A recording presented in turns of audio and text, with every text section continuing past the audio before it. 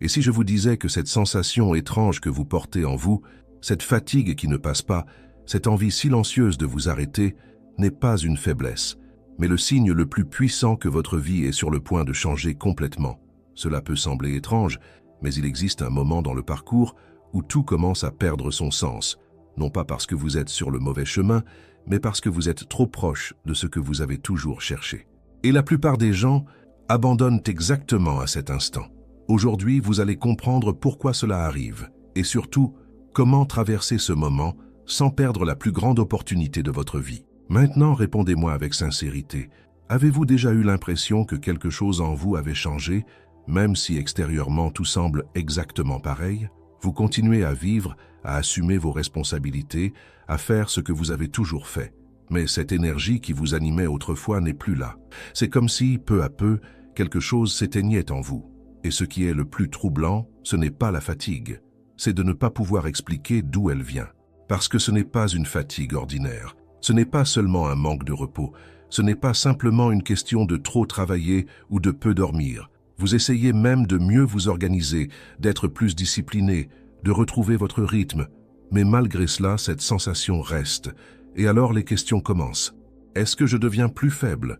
Est-ce que j'ai perdu ma motivation? Est-ce que je ne suis plus capable d'aller plus loin? Et c'est là que beaucoup se trompent, parce que le problème ne vient pas de vous. Il existe une phase dans la vie qui n'est pas une perte, mais une transition. Seulement, elle n'arrive pas en annonçant clairement les changements. Elle arrive en silence. Et c'est justement pour cela qu'elle déstabilise. Pensez-y. C'est comme être dans un endroit où l'air cesse peu à peu de circuler. Au début, vous ne remarquez rien. Vous continuez normalement. Mais avec le temps, vous ressentez un poids, un inconfort, une difficulté à rester concentré. Vous essayez d'ajuster de petites choses. Vous changez de posture, vous buvez plus d'eau, vous essayez de vous motiver, mais rien ne résout vraiment le problème. Parce que le problème ne vient pas de ce que vous faites, mais de l'environnement dans lequel vous êtes. Et en vous, cet environnement existe aussi. Pendant longtemps, vous avez fonctionné d'une certaine manière, avec concentration, responsabilité, contrôle, en gardant tout sous ordre. Ce mode de fonctionnement vous a mené jusqu'ici. Il vous a aidé à construire, à évoluer, à devenir quelqu'un de fiable, quelqu'un que les autres respectent. Mais il y a quelque chose que presque personne ne vous dit. Aucun état intérieur n'est fait pour durer éternellement. Et lorsque cet état commence à s'épuiser, il ne s'effondre pas de façon dramatique. Il ne vous fait pas tomber d'un coup. Il ralentit simplement. Vous continuez à faire les choses, mais plus avec la même légèreté. Les tâches simples deviennent plus lourdes, les petites décisions demandent plus d'efforts. Ce qui autrefois coulait se bloque maintenant. Et cela vous fait croire que vous avez changé en pire. Mais la vérité est tout autre. Ce qui se passe, c'est qu'une partie de vous a atteint sa limite. Et lorsque cela arrive, l'énergie ne disparaît pas par hasard. Elle se retire. Comme si quelque chose en vous disait « ce chemin a déjà accompli ce qu'il devait accomplir ». Mais ce message ne vient pas clairement. Il se manifeste à travers cette fatigue étrange, ce manque d'enthousiasme, ce sentiment de vide que vous ne pouvez pas expliquer. Et peut-être que le plus difficile est ceci, accepter que le problème ne soit pas un manque d'effort, mais le fait que le modèle de vie que vous avez construit ne soit plus suffisant pour soutenir la personne que vous êtes devenue, parce que, de l'extérieur, tout fonctionne encore. Vous n'avez pas tout perdu. Il n'y a pas eu de grand échec. Rien ne s'est effondré. Et c'est précisément pour cela que vous commencez à penser que le problème vient de vous.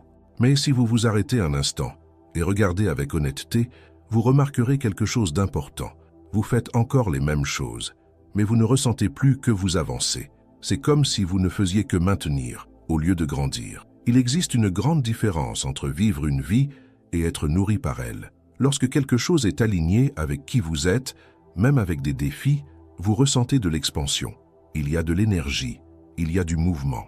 Mais lorsque cet alignement se perd, tout continue de fonctionner, mais sans vie. Et cette stabilité, lorsqu'elle dure trop longtemps, se transforme en quelque chose de silencieux, mais dangereux, la stagnation.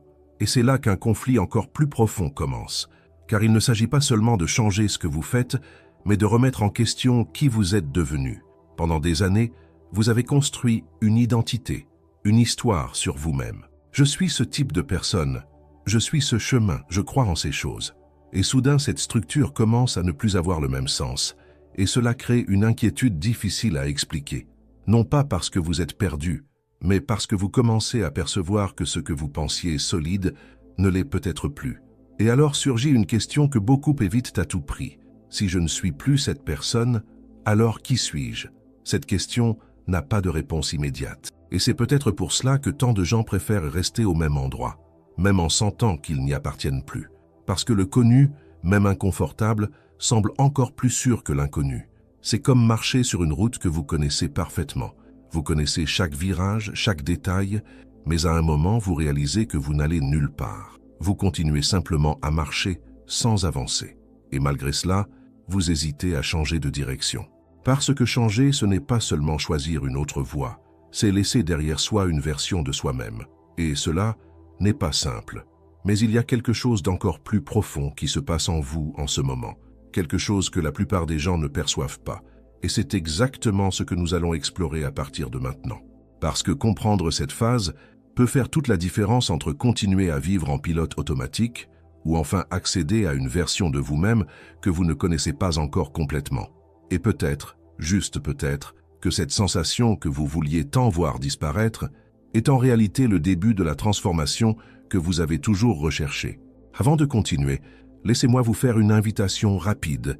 Si ce contenu résonne déjà en vous, si à un moment de ces mots vous vous êtes reconnu, alors abonnez-vous à la chaîne, laissez votre like et écrivez ici en commentaire la phrase suivante. Je suis prêt à vivre ma transformation. Ce simple geste n'est pas seulement un soutien, c'est une prise de position face au changement qui a déjà commencé en vous. Maintenant, prêtez attention à ce qui va suivre, car voici l'un des points les plus délicats de tout ce parcours. Il existe un moment très spécifique dans la vie où, plus vous vous rapprochez d'un véritable changement, plus le désir de s'arrêter devient fort. Et cela semble contradictoire, n'est-ce pas? Parce que logiquement, ce devrait être l'inverse. Plus vous êtes proche du résultat, plus vous devriez être motivé. Mais ce n'est pas ainsi que cela fonctionne en vous. En réalité, cette envie d'abandonner n'apparaît pas lorsque vous êtes perdu. Elle surgit précisément lorsque vous commencez à voir plus clair. C'est comme si, soudain, vous perceviez quelque chose qui était auparavant caché. Vous commencez à comprendre ce qui doit être fait, à sentir qu'un nouveau chemin est possible. Mais en même temps, quelque chose en vous se bloque. Vous commencez à remettre des décisions à plus tard, à envisager de faire une pause, d'attendre encore un peu, de laisser pour plus tard. Et tout cela se présente sous une apparence très rationnelle. Vous vous dites que vous devez mieux vous préparer, que ce n'est peut-être pas encore le bon moment, qu'il vaut mieux avancer doucement. Mais, au fond, il ne s'agit pas de temps, il s'agit de ce que ce changement exige de vous.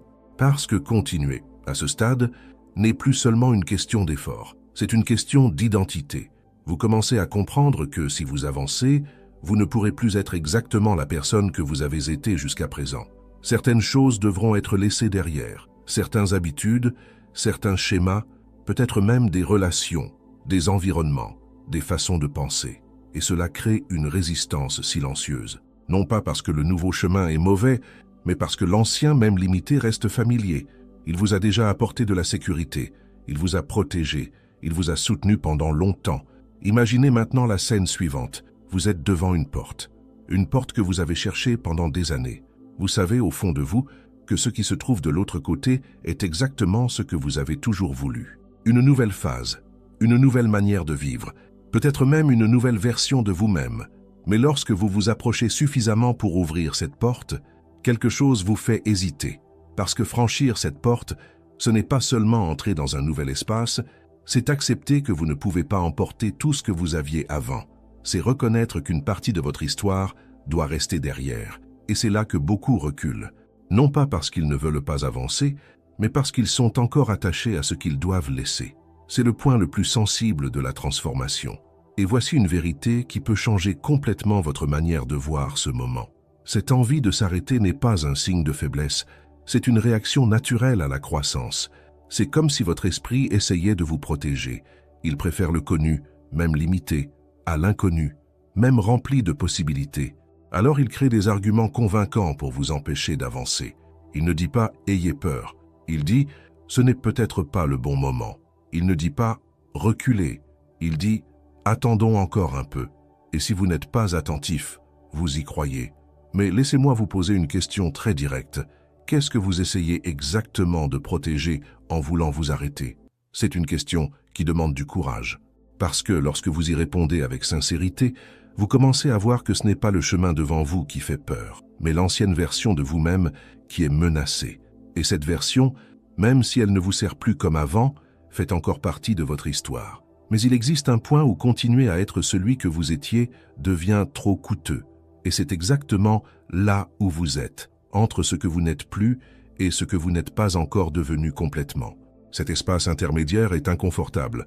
Il n'y a ni clarté, ni sécurité, ni réponse toute faite. Et c'est pour cela que vous avez envie d'en sortir le plus vite possible. Mais ce que presque personne ne vous apprend, c'est que cet espace n'est pas une erreur. Il est nécessaire, parce que c'est dans ce vide que quelque chose de nouveau commence à se former. Mais pour que cela se produise, vous devez résister à une tentation très commune, remplir ce vide immédiatement. Beaucoup de personnes, lorsqu'elles arrivent ici, se précipitent pour créer de nouveaux objectifs, de nouvelles routines, de nouvelles distractions, tout ce qui peut faire disparaître cette sensation. Mais en faisant cela, elles emportent les mêmes anciens schémas dans une nouvelle phase. Et avec le temps, tout se répète. C'est pourquoi peut-être le plus important maintenant n'est pas d'agir rapidement, mais d'apprendre à rester même sans réponse, rester même sans clarté, rester même avec cet inconfort intérieur, parce que c'est dans cet état que vous commencez à développer quelque chose qui change tout, la conscience. Vous commencez à comprendre que tout ce que vous ressentez n'a pas besoin d'être immédiatement suivi, que l'envie de s'arrêter peut exister, sans contrôler vos décisions. Et ce petit espace entre ce que vous ressentez et ce que vous faites, c'est là que naît la véritable liberté. Non pas la liberté de faire n'importe quoi, mais la liberté de ne pas être automatiquement guidé par la peur, l'habitude ou le confort. Et lorsque vous atteignez ce niveau de conscience, quelque chose commence à changer de manière très subtile. Vous n'avez plus besoin de lutter contre vous-même, vous n'avez plus besoin de vous forcer en permanence, vous commencez à agir avec plus de vérité, même si cela signifie avancer plus lentement. Et peu à peu, sans précipitation, sans pression, une nouvelle direction commence à émerger. Pas de manière claire, pas comme une grande révélation, mais comme de petits signes, de légères inclinations, une sensation différente lorsque vous faites certaines choses, un intérêt qui apparaît sans explication, une envie discrète d'explorer quelque chose de nouveau. Et si vous n'ignorez pas ces signes, ils commencent à prendre forme. Mais cela n'arrive que si vous ne fuyez pas ce moment. Parce qu'au fond, ce n'est pas une période de perte, c'est un point de bascule. Et ce que vous ferez maintenant déterminera si vous continuez à vivre en pilote automatique ou si vous commencez réellement à vivre en accord avec la personne que vous êtes devenue.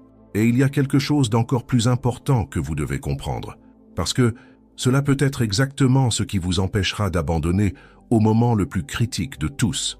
Il existe un moment dans la vie qui n'est pas marqué par de grands événements extérieurs, ni par des changements visibles que tous autour de vous peuvent percevoir. Mais, intérieurement, quelque chose n'est déjà plus le même. C'est un point silencieux, presque imperceptible au début, où vous commencez à ressentir que ce qui auparavant avait du sens vous maintient simplement en fonctionnement, sans vraiment vous nourrir. Et ce type de perception est déstabilisant, car il n'est pas accompagné de réponse, seulement d'un inconfort constant que vous ne pouvez plus ignorer très longtemps. Vous continuez à suivre votre routine, à remplir vos engagements, à maintenir les structures que vous avez construites au fil des années. Mais en vous apparaît une sensation difficile à expliquer. Ce n'est pas exactement de la tristesse, ni du désespoir. C'est quelque chose de plus subtil. C'est comme si la vie avait perdu un peu de sa couleur, comme si tout était légèrement distant, comme si vous étiez présent, mais pas complètement connecté. Et à ce stade, la tendance naturelle est d'essayer de corriger cela rapidement. Vous pensez peut-être que vous avez besoin de plus de discipline, de plus de concentration, de plus d'efforts. Vous croyez que, si vous en faites davantage, vous retrouverez ce que vous ressentiez auparavant. Mais plus vous essayez de forcer ce retour, plus vous réalisez que cela ne fonctionne pas. Et cela arrive parce que ce n'est pas quelque chose qui peut être résolu en revenant à ce que vous étiez. En réalité, ce qui se passe, c'est que vous ne rentrez plus dans la structure qui vous a autrefois soutenu.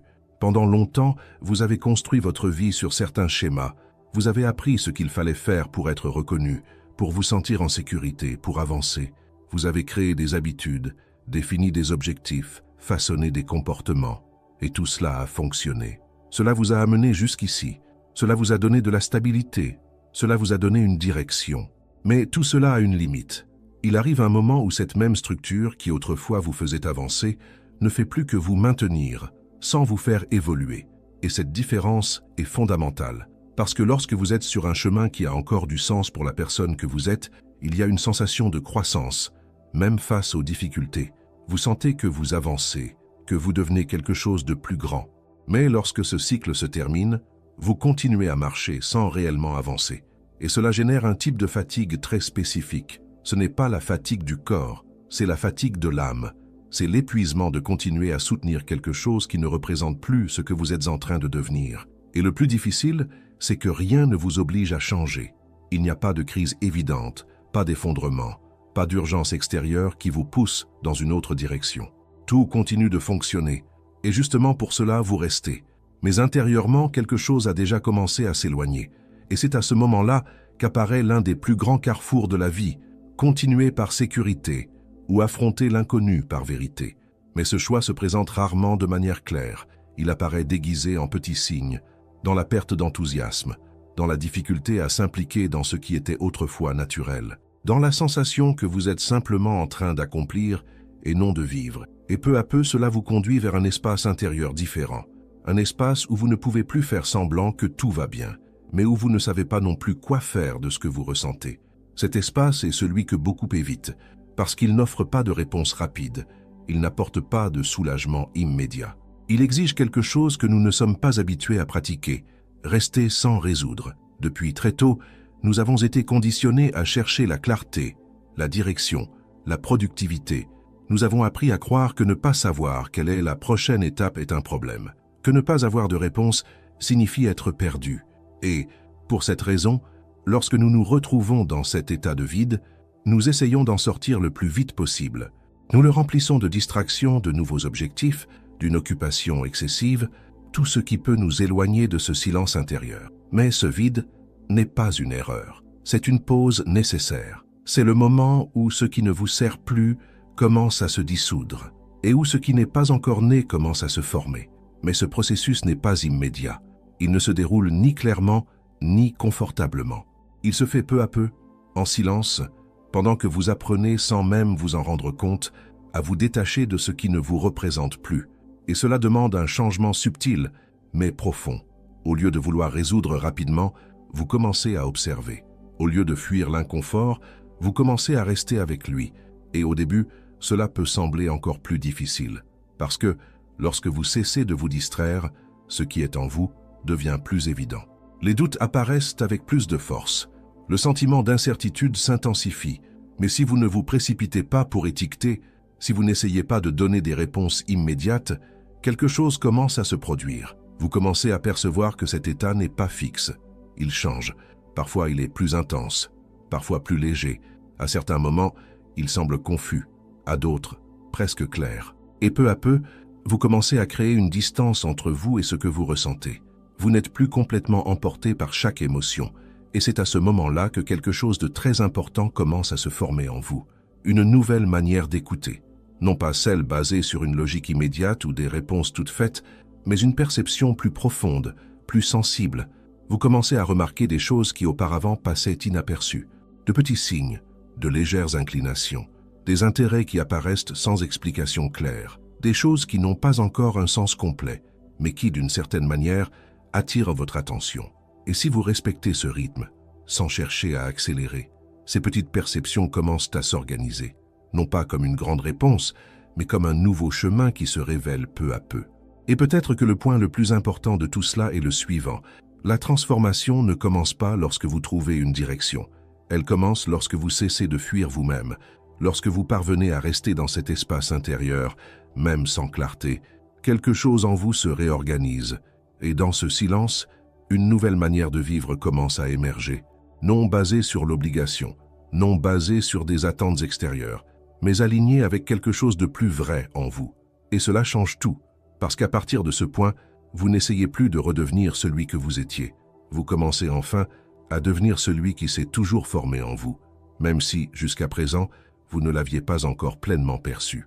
Et c'est précisément ici, dans cet espace entre ce qui est parti et ce qui est en train de naître, que se joue l'une des décisions les plus importantes de toute votre vie. Il existe un moment très spécifique dans la vie où tout semble continuer comme avant à l'extérieur, mais à l'intérieur, plus rien ne s'accorde de la même manière. Ce n'est pas quelque chose que vous pouvez expliquer facilement, ni quelque chose que les autres perçoivent clairement. C'est silencieux, presque imperceptible au début, mais peu à peu cela prend de la place en vous jusqu'à devenir impossible à ignorer. Vous continuez à suivre votre routine, à assumer vos responsabilités, à maintenir ce que vous avez construit au fil des années, mais vous ressentez avec une sincérité que vous ne pouvez plus nier que quelque chose d'essentiel n'est plus là comme avant. Et ce qu'il y a de plus curieux, c'est qu'il n'y a aucune raison évidente à cela.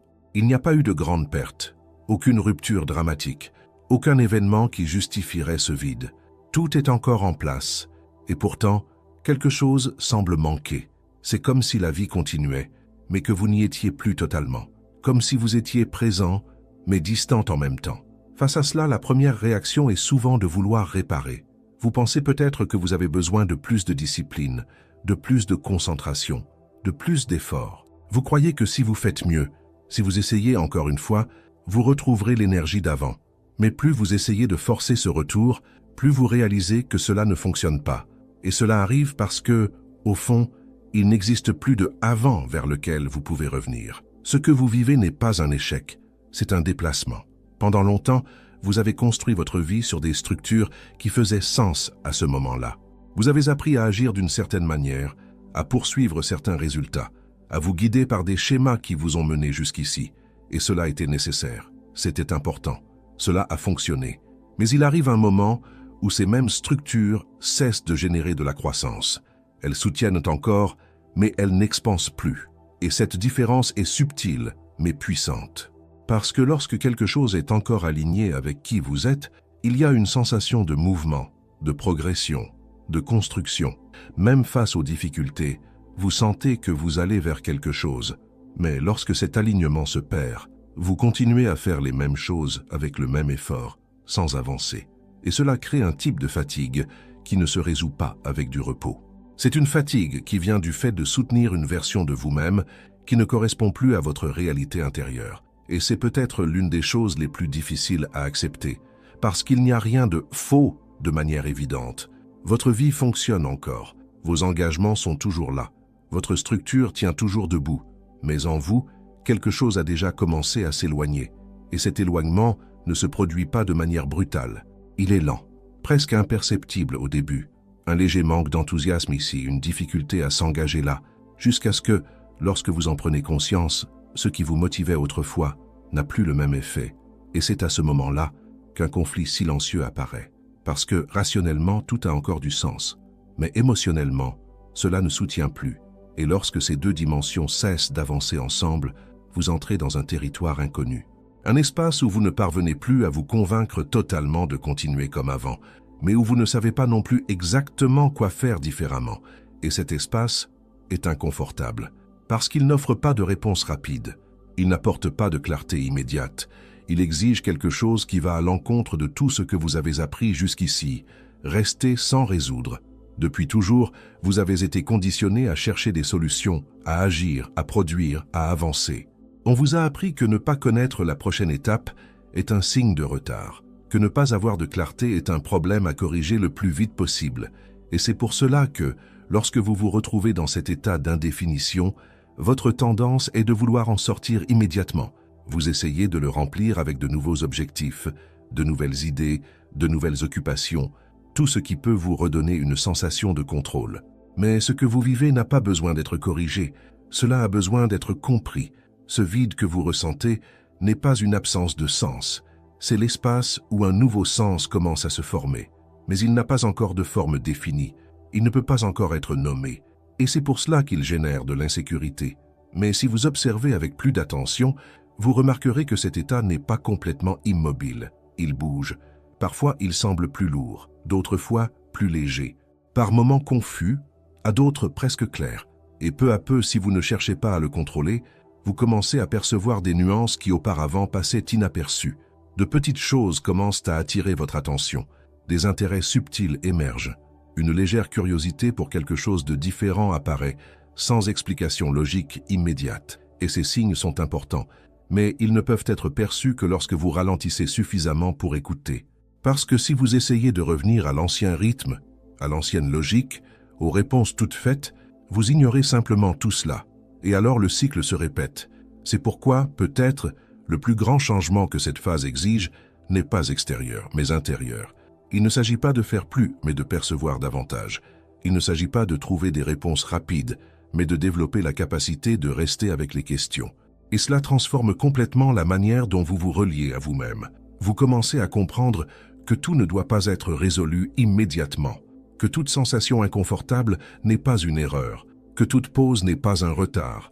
Et dans cette compréhension, quelque chose de très précieux naît, une nouvelle forme de conscience. Vous ne réagissez plus automatiquement à tout ce que vous ressentez.